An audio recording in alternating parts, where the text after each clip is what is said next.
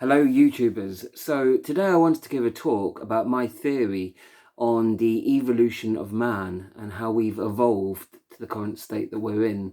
And what I believe really is that the evolution of mankind is synonymous with the evolution of man, that is the individual. There's a mirror that shows the same development of an individual to the collective development. And I'll take you through why I believe that and how that sort of fits. Well, if we go back to the original, to the origin rather, nobody can remember their own birth, of course, and we don't know where we came from. Except that we came out of Mother Nature and that we lived within nature. And we know that early tribes were much more living within nature and clothed by nature, and that everything was much more intimately connected within nature. We were surrounded by Mother Nature, by jungles and pristine forests and rivers that we drink out of, and animals that we would live next to and hunt and wear their fur. And so really, I think this early origin of mankind is very much synonymous, very similar to the origin of us as a species, as an individual rather. Now, if you look at a child's development and its early stages, I think that you can see the different stages of humanity within that. So first of all,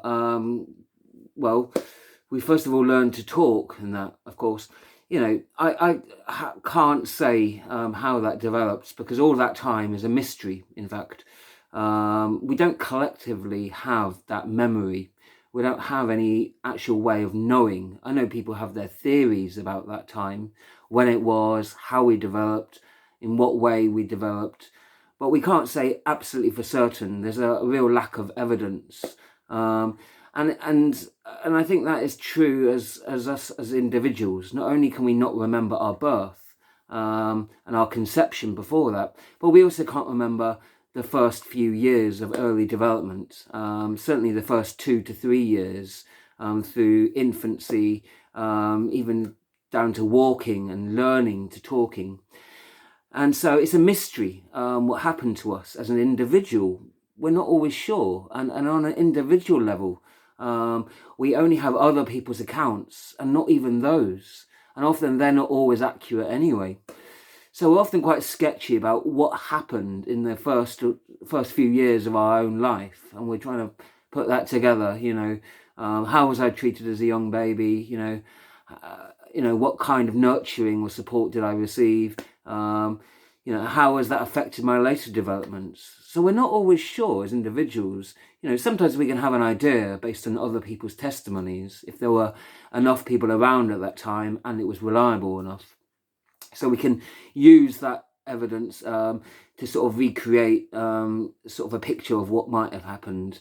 But it's a mystery. We can't be absolutely sure of all the information. And so it is with humanity collectively. When we go right back to our origins, it's a mystery how we got here.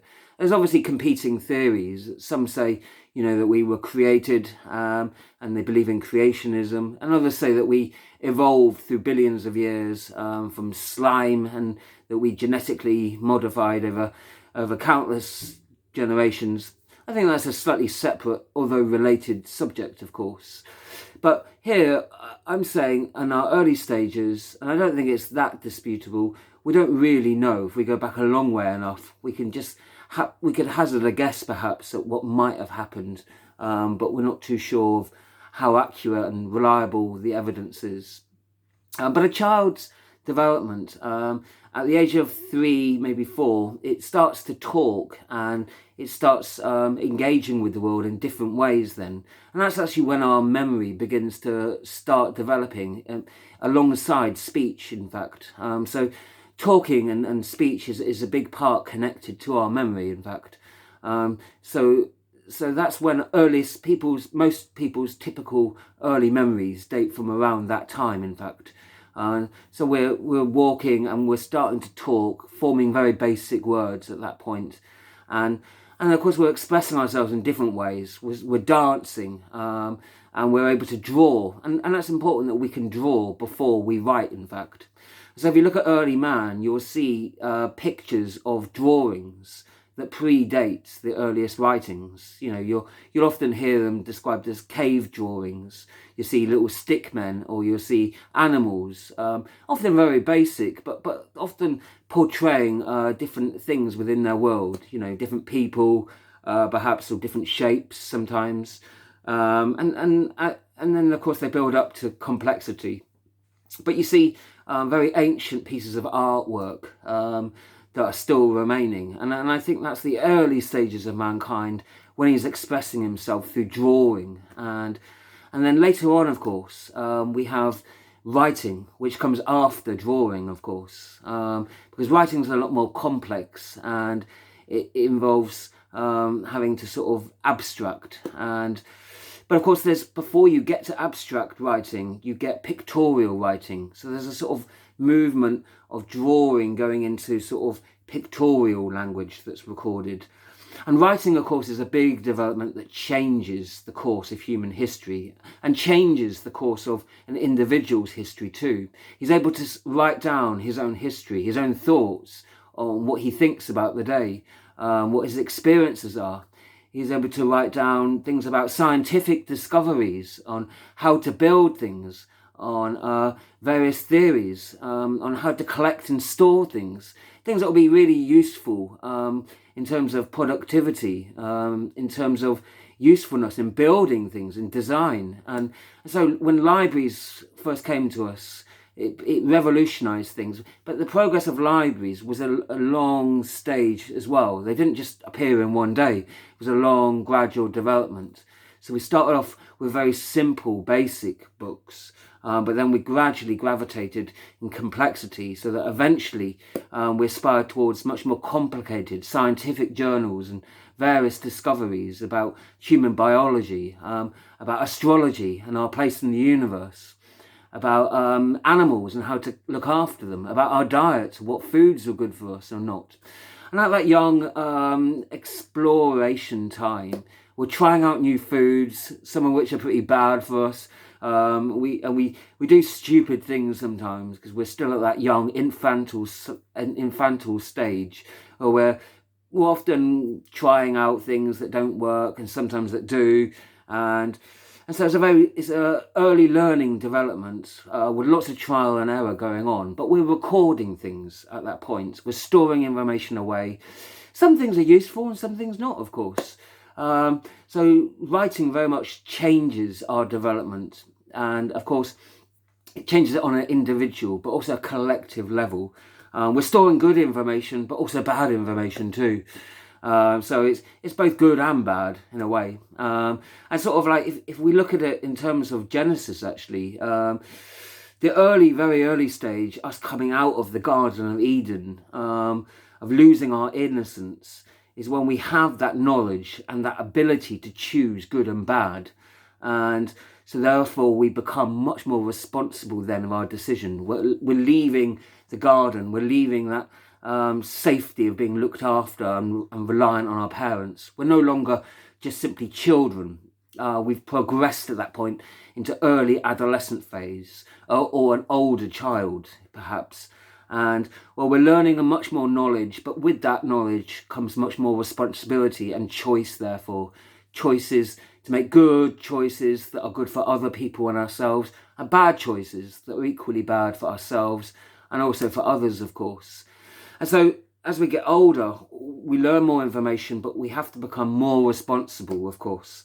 And so there's much more risk factor there in things going wrong for ourselves and others.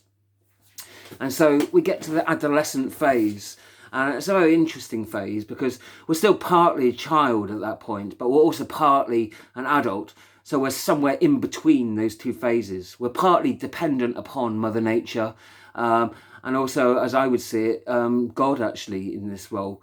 So we're dependent upon them, but we haven't yet got to a stage where we can sort of become our own independence. We're not building whole cities at this point. We haven't got enough knowledge stored up to do that. So we're still living out in the outback. We're still living in the wild, with wild animals there. And so it's dangerous. So we have to look out and protect ourselves from those things. We're still learning what's safe food to eat and what's dangerous for us. We're still having to construct tree houses in forests at this point, and beware of snakes and other wild animals. So at this point, we're still sort of dependent on nature and living within it, but we're becoming much more independent too. So we're learning how to look after animals. We're learning how to farm them. And so that's a step towards our own independence, where we'll later be building our own cities outside of nature, or even sometimes surrounding nature. So rather than nature surrounding us and controlling us, we in the end learn to surround and control nature, of course. So this adolescent phase, this teenage phase, this represents a real turning point for humanity. Where we are learning, we're still living mostly in agricultural life. We haven't really got to agriculture, but we're living off the land and within the land very much, like peasantries. So we're living mostly as gatherers, gathering fruit, gathering firewood, gathering timber, gathering things, clothes, of course, all made out of nature and natural products, and gathering wood and straw to build houses by, of course.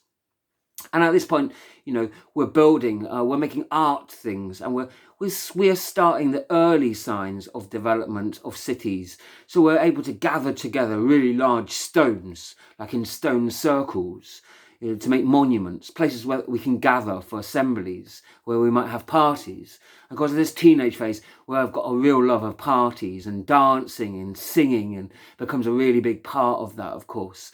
And we've discovered alcohol at this point as well, of course, and that's something that is great for celebrations in moderation, but it's also led to a lot of drunken behaviour and a lot of bad behaviour as well sometimes.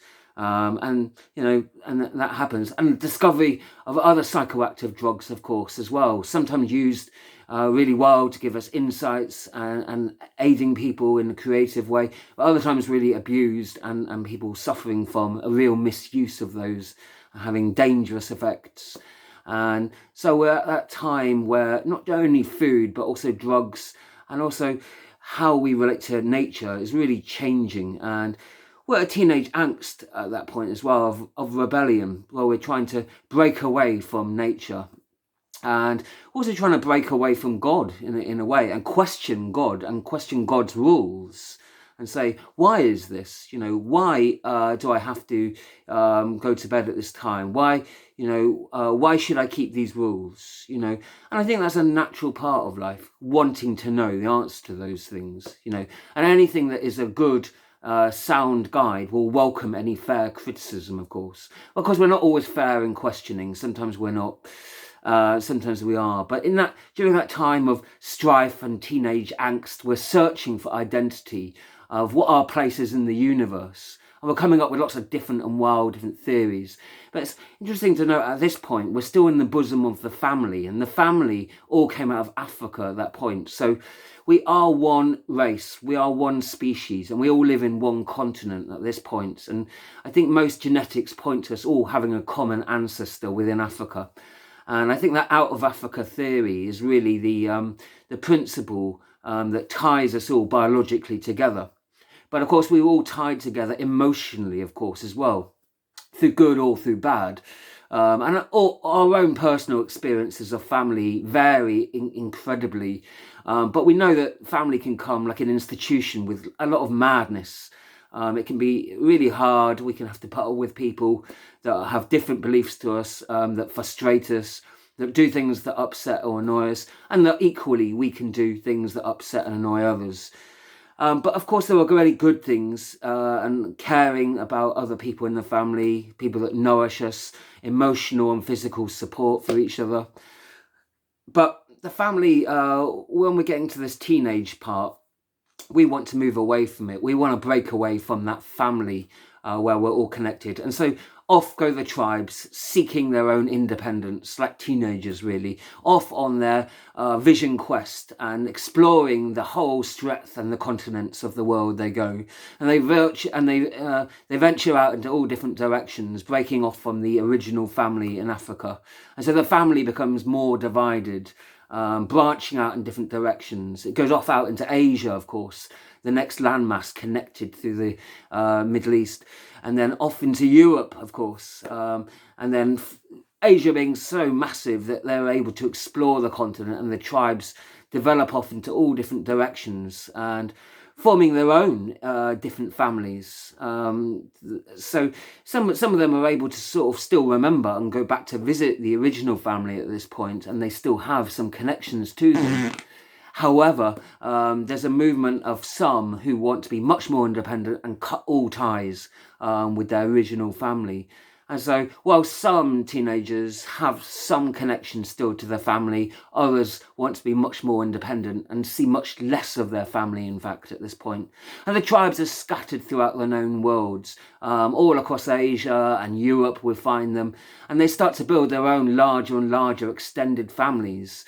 And so they're less inclined to go back to Africa and see that as their original home. They've built their new homes now, and they've got these books and stored knowledge in which to impart new knowledge.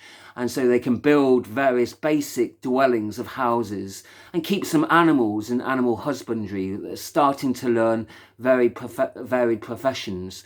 And we start to see in the mid to late teen years, we're starting to go to college, we're starting to go to apprenticeships and starting to learn our trade in the world. We're starting to learn how to care for animals, how to farm and do agriculture, how to plant things rather than going out to nature. We're making our own plants now and growing them in our own way.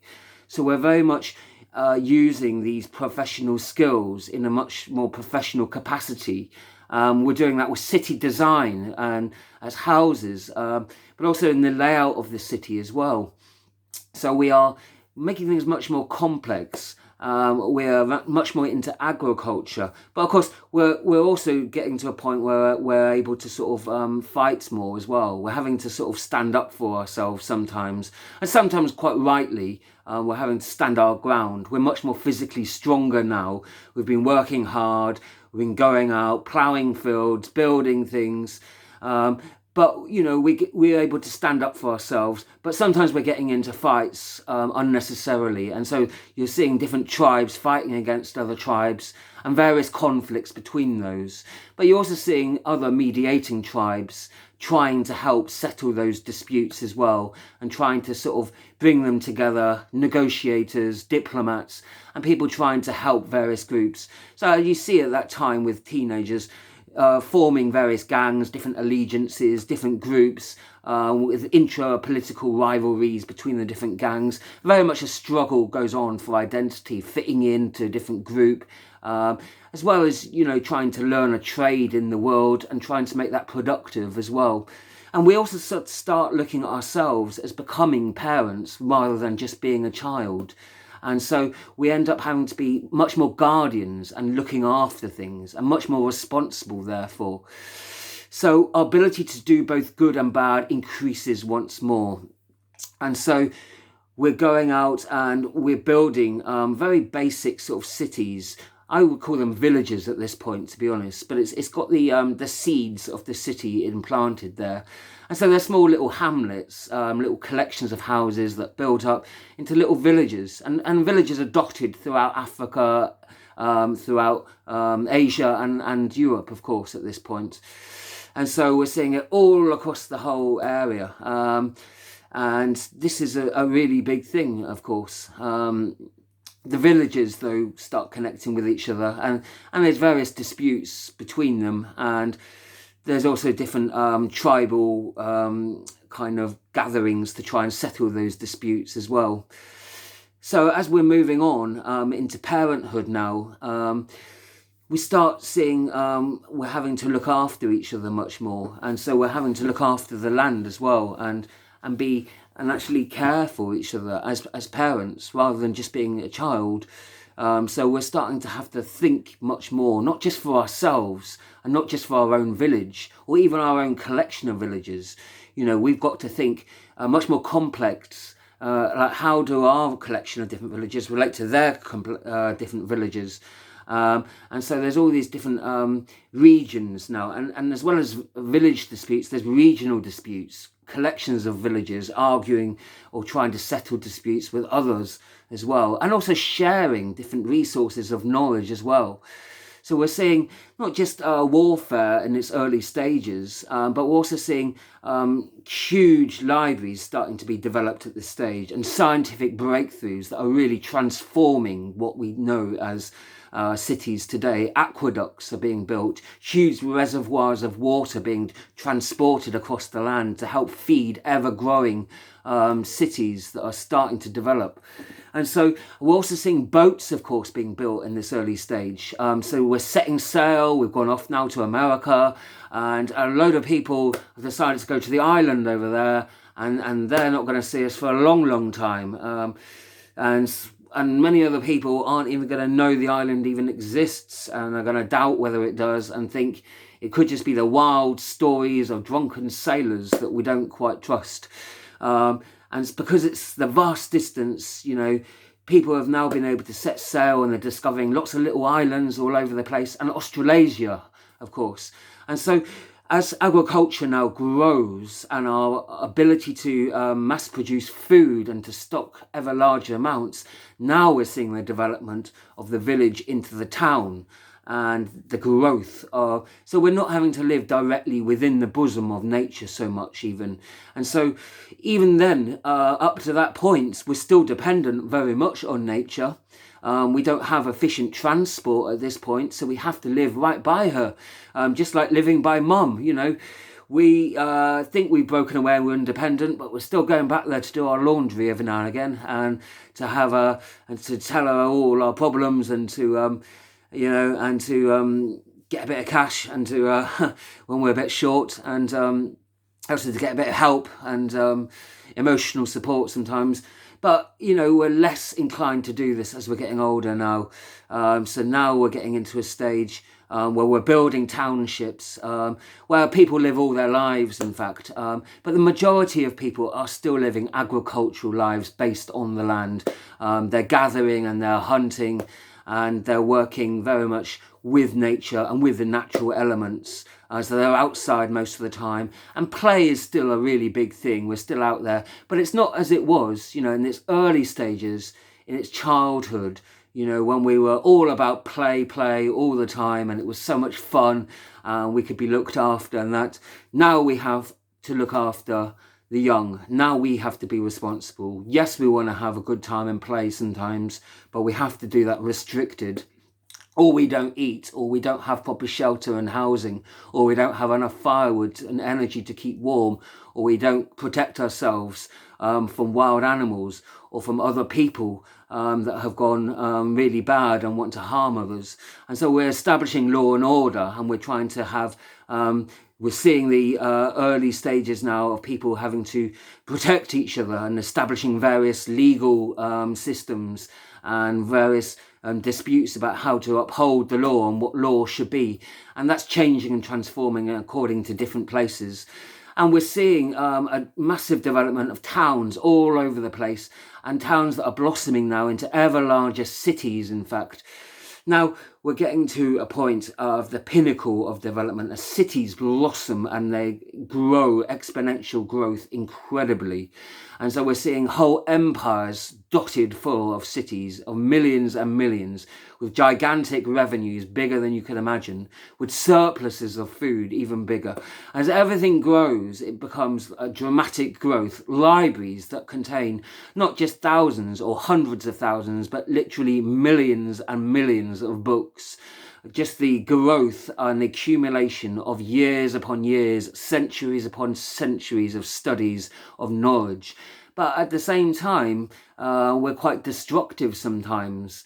So we are able to destroy that knowledge as well sometimes. Like, for example, the destruction of the Library of Alexandria. Hundreds and hundreds of thousands, perhaps millions of books just torn apart and gone. And the collection of ancient books from ancient Egypt, going all the way back to Judea and to ancient Israel, ancient books from the world that have been gathered together in one place, some of which were originals and one-off copies and could never be replaced again.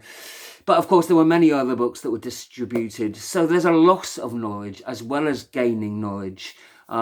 Because we are having lots of disputes, we're destroying whole cities at this point. Warfare has blown, and we're destroying cities faster than we can build them. But we're also trying to have diplomacy, and there are various empires that raise up against empires now. It's not just cities against cities. We see empires come and go, in fact. So dramatic changes are now afoot as mankind reaches his middle ages. And really, he's reached his physical peak in terms of what his abilities were. And so it could be seen that he's on a downward spiral almost from that point, and a descent, if you will. But a very long, slow and gradual descent, in fact. But we're seeing various empires come and go, and a long procession of empires, in fact. And so if you look, ancient Babylon, of course, rises up, only to be replaced by the Greeks, who are only to be replaced by the Persians. Babylonia were replaced by the Persians, who were replaced by the Greeks, in fact, who were later replaced by the Roman Empire then, who then broke apart into the Byzantine and the western half collapsing. And then later, of course, the European empires after the Mongolian, and the Ottoman Empire too in more recent times. And so mankind has gone through various stages of his adulthood there, where his capabilities of creating things has grown to such an incredible extent. But equally, his abilities to be more destructive has grown too, as the tree of knowledge has grown into a mighty tree that is profoundly big, and its roots are so deep and its branches are tremendously huge to support just a massive amount of growth on every side, growing out in all directions. And so we've seen the knowledge of mankind growing in such a way exponentially, which means that the growth rate is even growing itself. But that, of course, is a double-edged sword. We're growing in the knowledge of both good things and also, of course, bad things too. And I very much see nowadays mankind is at the age of being an older person, in fact, where he's often now thinking about his own death. Mortality is something that concerns him much more, of course, and he's besieged by so many problems and so many different conditions. It's become much more difficult. Life's much more harder. It's much more of a strain. He looks back fondly and remembers the golden age of his youth and happier days. Youthful playing and nostalgic memories with other friends and childhood, reminiscing about such early days. Yet his earliest memories are still a mystery to himself, and he wonders with his other fellow man where that could be, thinking and debating the various different theories of what his own origins were, and equally where he might go to now, wrestling with his own worries, his own concerns about how long he might have left, what he has done with his life. Has he lived a good life? What could he have done better? How long has he got left? What should he do now in his last days? What more can he do, and what should he do? He's much more aware of death and the value of life, therefore, as he searches much more for memories. But as he goes back searching, he's got so many different memories that are good and bad memories. He finds the bad memories so painful and so hard to look back on. Times of being at war with his own family, of being alienated from his own family, with the family that he was from, and feeling also that nostalgia for the love, that compassion, and that acceptance of the family that he'd also been in, and that he was so long ago, though. And he looks back at the various stages of his life also, and the goods and bads of it. But with so many decades, with so many hundreds of thousands of minutes gone by, who can have an accurate record and knowledge and memory of all those things? So he struggles. He struggles with the good and bad memories. He struggles letting go of good memories, of letting go of the good. He struggles entertaining the bad memories too, and of being upset by them. But he struggles with the uncertainty and the not knowing. He struggles with the blank pages, the missing years, what happened for all the years that I couldn't remember. And when other people's accounts seem so alien or so different and seem to contradict his own sometimes, he wonders about his own memories and could they be wrong sometimes. And trying to fill in the blank pages, he lives with that uncertainty of not knowing his own history and where he came from, not fully knowing it. He knows some things, but he doesn't know all things. And so he struggles with that, but yearns to know more and to find out more. And so I see that very much as the position of mankind today, reaching that point of being elderly with both mental and physical struggles that he engages within, and feeling in that position that when you're older, you tend more to consider death and to look at death. And you tend to look at death in a much broader sense as well. And it's something that you think about much more deeply on a much more personal level, of course. Not knowing when or how or where the day will come and resigning oneself to it, but also trying to make the best of it as well. And struggling with memory, of course, and struggling with what is our real history, of course, another really big thing. And I think that we have had so many different theories that go on these days of different, a checkered version of different kind of historical accounts, that it's hard to know our own history and what to believe about where we've come from. Never mind considering where we're going, and we've had so many different prophecies about the ends of the world and almost an obsession with it, so many films and so many books and theories about it all, that it feels like we are living in that time almost, that we are very old. But how old is very old? 80, 90, 100, 110, 120. You might feel that you're old, but you don't know how old the world can live to, and you don't know how young it is, and you can't remember the birth, and you can't know your death either. So you accept that there are some things that are just beyond knowing. You live with a kind of mystery, even if you search those mysteries for answers still. And so we have that position, I feel, where we're not sure, where we have increased amounts of uncertainty going on in the world, and where we have such a varied amount of memories because there's so much memories over so much time that have gone on. So I very much feel that man is elderly stages now, and also because it's a cyclical journey also, that because we've come back to becoming more fragile and weak, we feel more like we did in the early stages. But we're not now simply a child that we were in the Garden of Eden. We're not that innocent anymore, no. We now have to be responsible. We have to make those choices between good and bad. We've been corrupted and corrupting. And so we are now looking to be a grown-up child now, to have reaffirm our responsibilities, but also to remember that child and that we once were as well. And so we're struggling, like in those teen years again almost, through a new kind of transition though. And that transition now is that elderly stage where we are almost going back to being a child, but not a child as we were, struggling to be a mature child, an adult child now, where we're having to learn to deal with different kinds of vulnerabilities and fragilities, but also to be strong within that. So I very much feel that mankind now as a whole is at that point. And we are wrestling with so many different issues and so much complexity now in the world, with so many different versions of history, so beguiling that we have to struggle and to really try and make sense of it ourselves. And it really is a struggle and an endeavour that's worthwhile, but a hardship too. And where and how it will lead, who knows? But I think mankind will find his place. But I think that personally, my theory is, for those reasons, that is where we are, not necessarily at the end, but nearing the end of our fruitful journey over a productive and sometimes destructive lifetime. and that we must endeavour to seek answers that will help us in our current challenge and our current transition.